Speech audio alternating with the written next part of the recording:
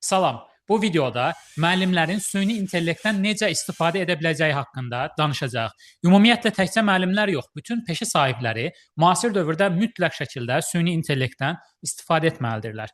Süni intellektdən istifadə edərək siz işlərinizi daha qüsursuz və sürətli formada görə bilərsiniz.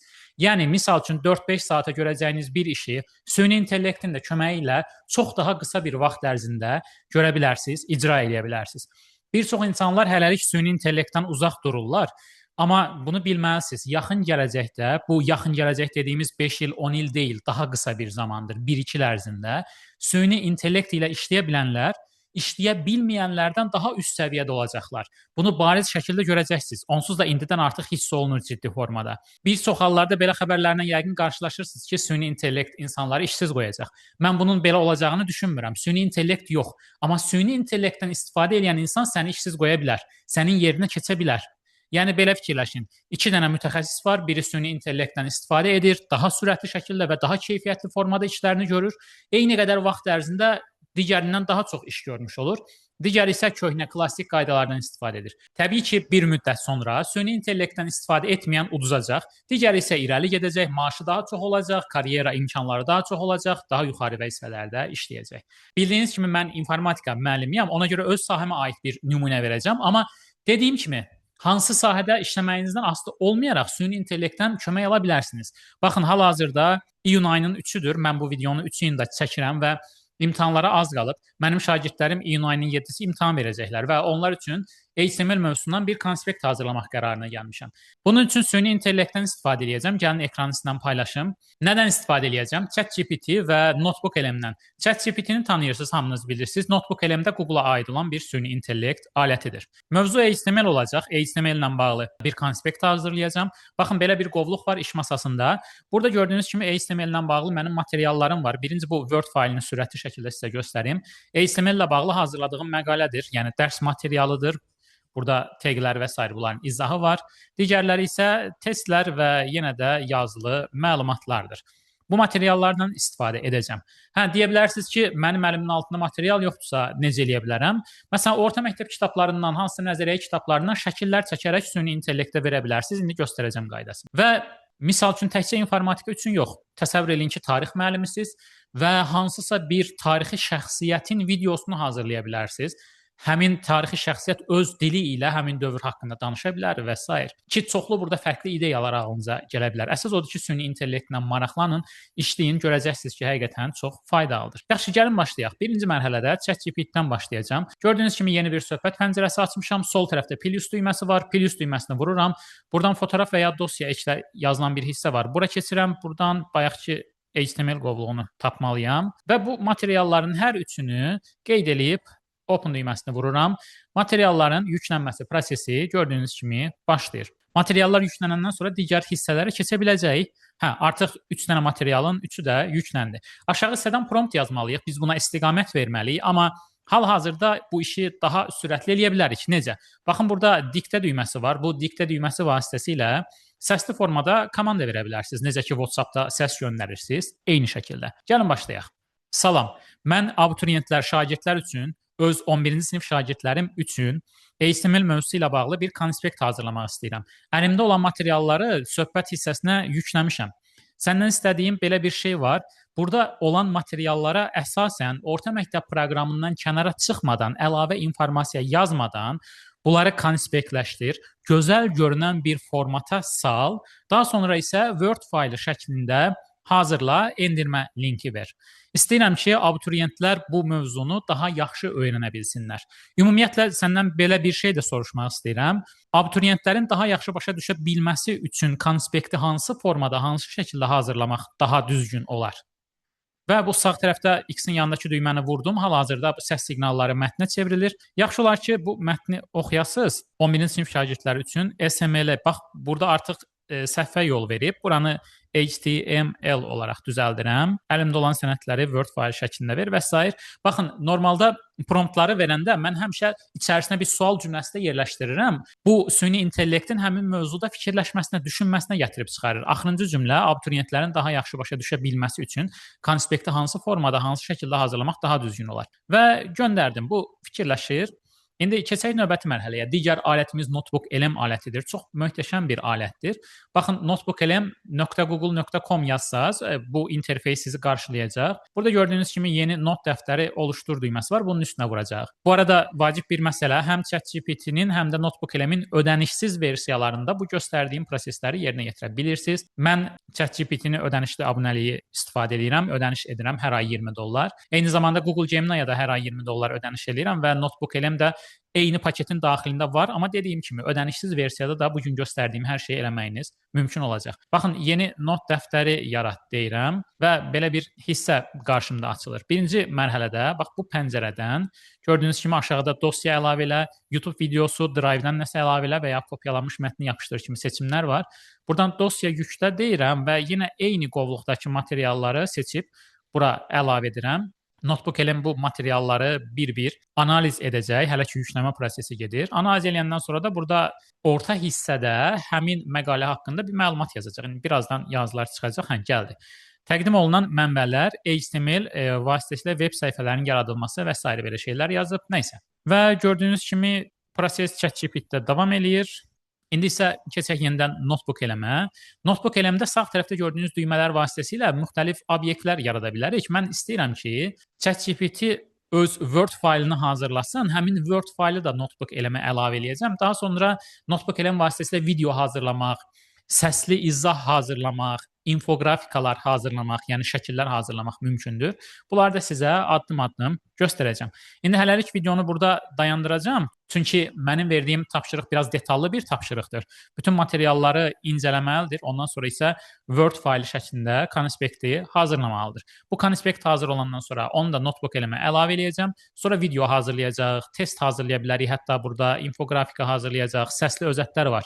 Səsli formada Azərbaycan dilində mövzunu izah eləyəcək, video var, video hazırlayacaq və s. Bu arada başqa bir vacib məsələ, Google Flow. Yəqin ki, bu alətin adını eşitmisiniz. Google'un video hazırlama alətidir. Flow.google yazsaz birbaşa elə Google Flow-a keçmiş olacaqsınız və bu da sizə müxtəlif videolar hazırlamağa imkan verir. Düzdür, bu ödənişli abunəlikdə keçərlidir.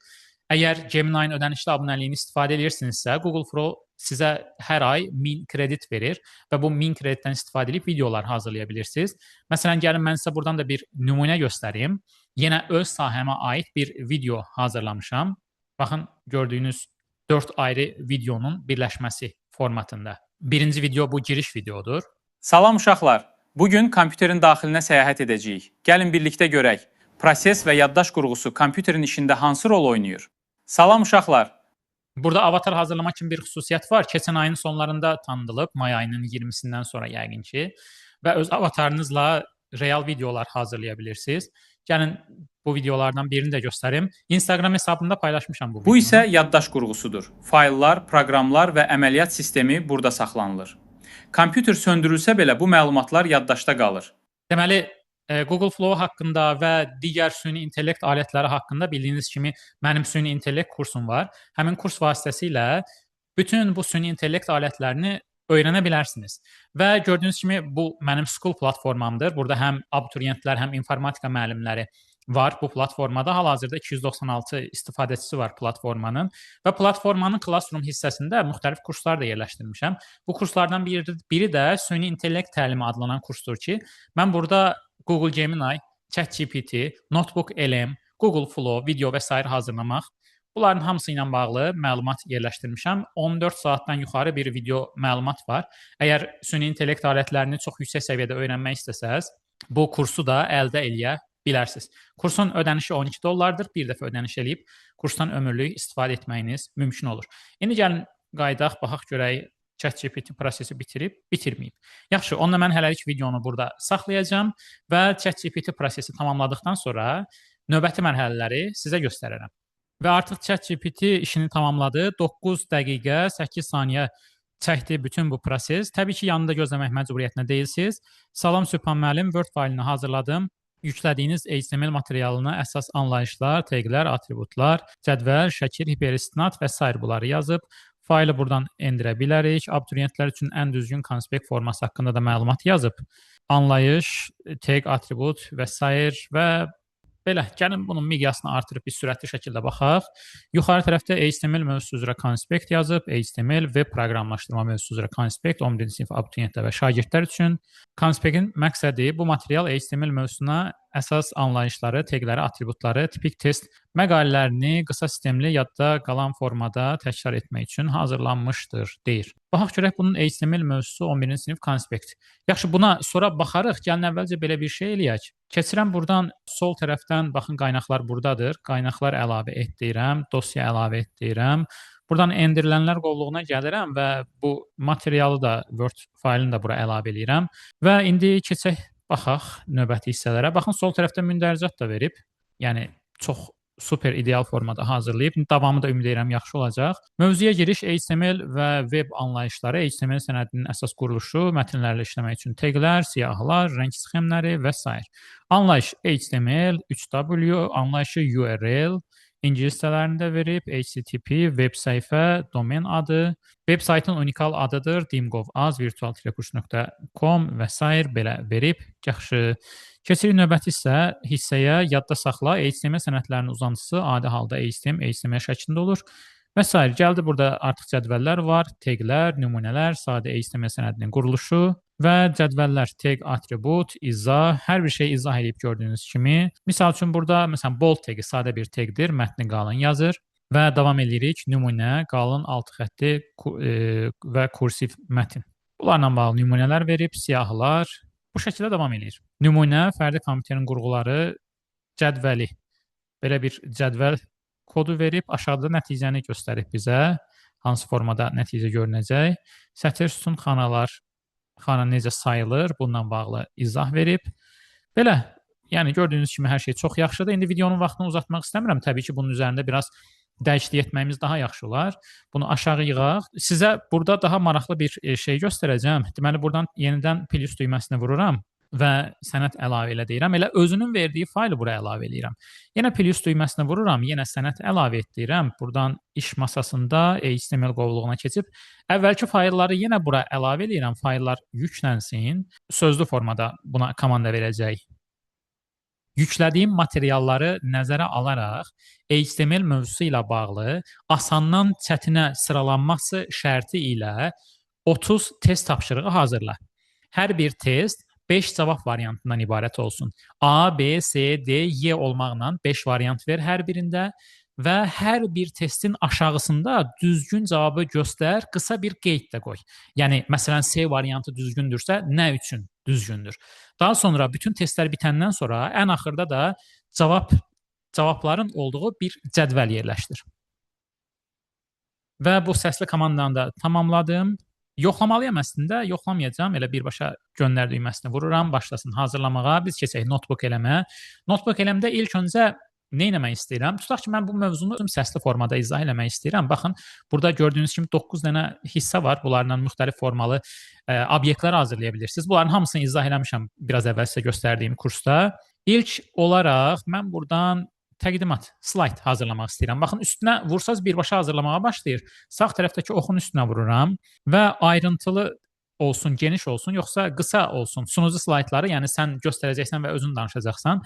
Hər hansı birini seçə bilərsiniz. Uzun olsun, dil seçimi Azərbaycan dilində olsun, qısa olsun, yoxsa varsayılan olsun və oluşturmaq istədiyiniz slayd sunumunu açıqlayın. Burada öyrədici, izahlı, əsas asan başa düşülən yazdım və hazırla ürət düyməsini vururam.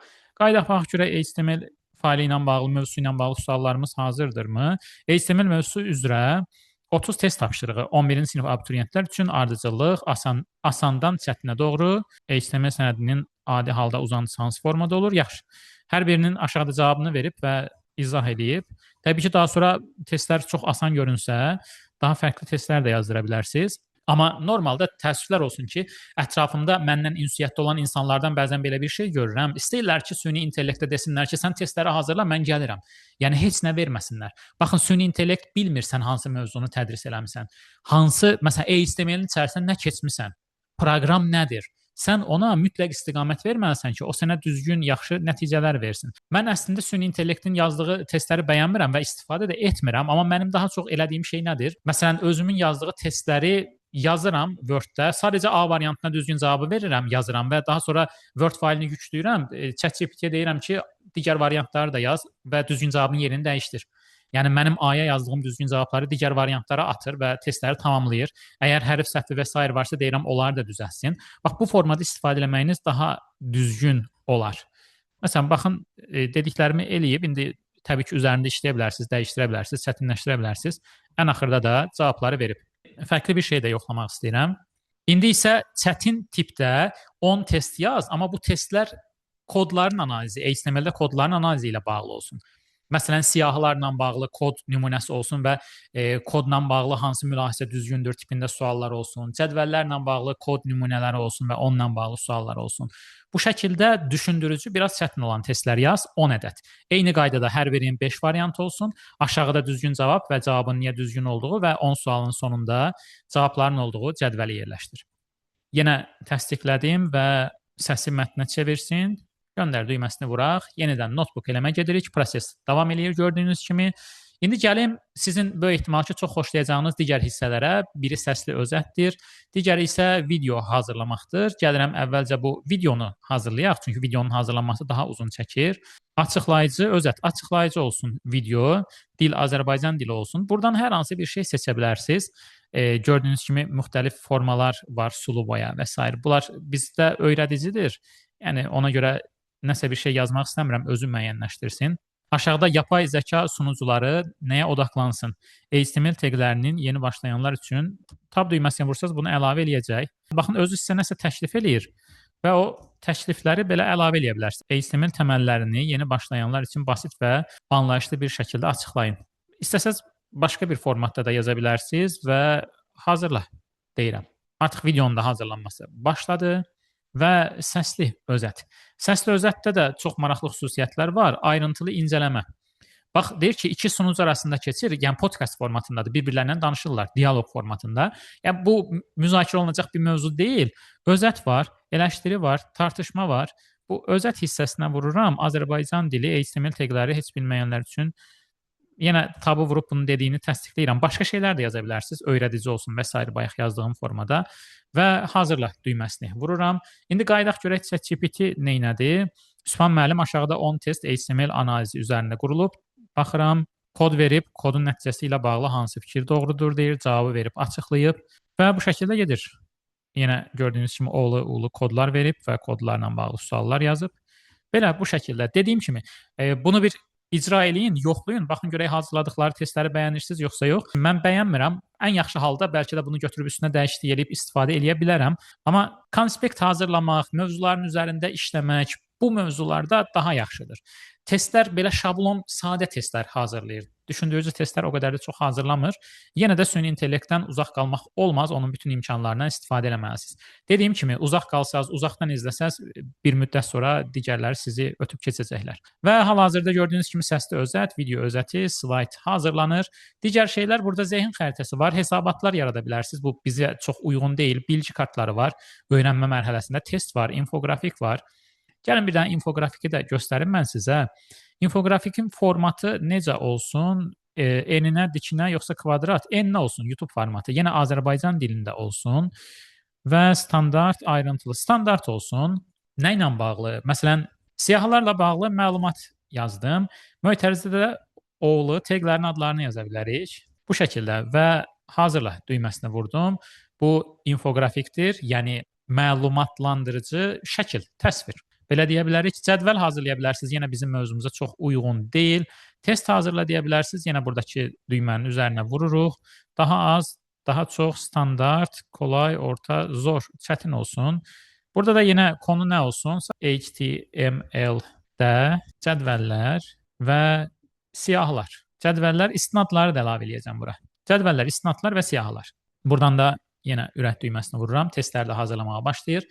Və çox maraqlı bir xüsusiyyət var burada. Zehin xəritəsi. Bunun üzərinə vururam və nə formada hazırlayacağımızı soruşur. Heç bir şey yazmadan birbaşa hazırla deyəcəm. Zehin xəritəsini də hazırlamağa başlasın. Və hal-hazırda 1, 2, 3, 4, 5, 6 dənə obyekt gördüyünüz kimi hazırlanır. Digərlərini göstərməyəcəm. Slaydlar və s. video, səs bunların hamısına baxdıq. Digərləri onsuz da çox bizim mövzumuza uyğun deyil. Və yenə də bunların da hazırlanması müəyyən qədər vaxt alacaq. Ona görə mən yenə videonu burada saxlayacağam.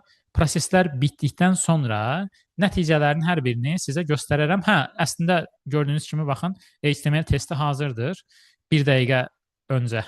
Çox qısa bir vaxt ərzində hazırladı və gəlin bunu bir böyüdək, tam ekran baxaq. HTML cədvəlində sütun başlıqlarının məlumat xanasından fərqli olaraq avtomatik qalın və mərkəzləşmiş şəkildə göstərilməsini təmin edən tag soruşur.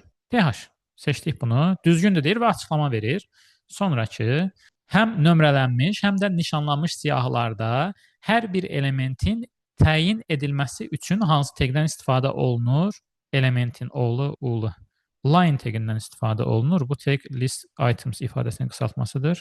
Hər iki siyahı növündə cavab C-dir. Amma niyə belə izah verib? İzahla burada variantın yerini səhv salıb deyəsən.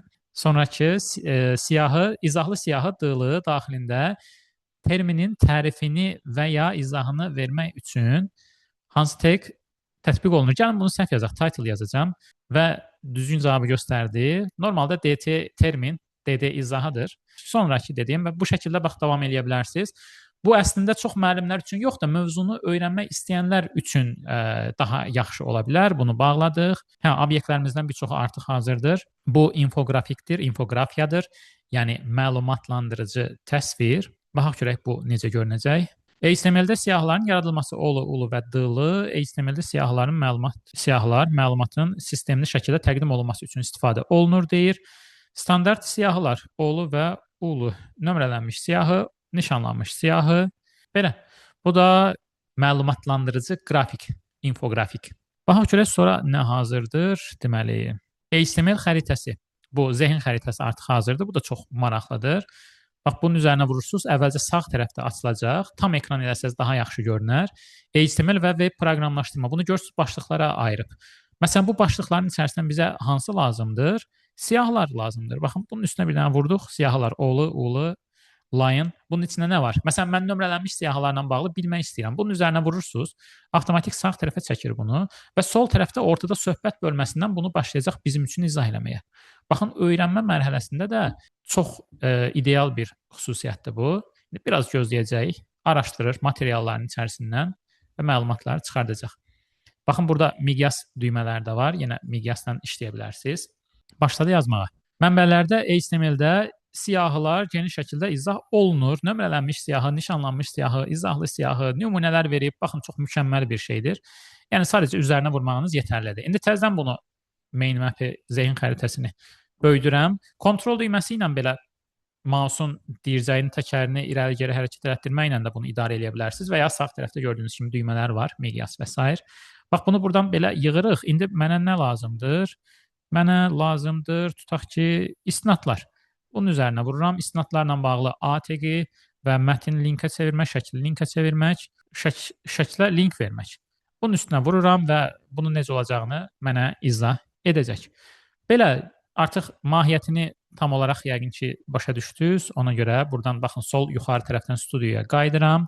Baxaq görək başqa nə hazırdır? HTML testi və HTML masterclass. Burada artıq slaydımız hazırdır. Slaydlara baxaq.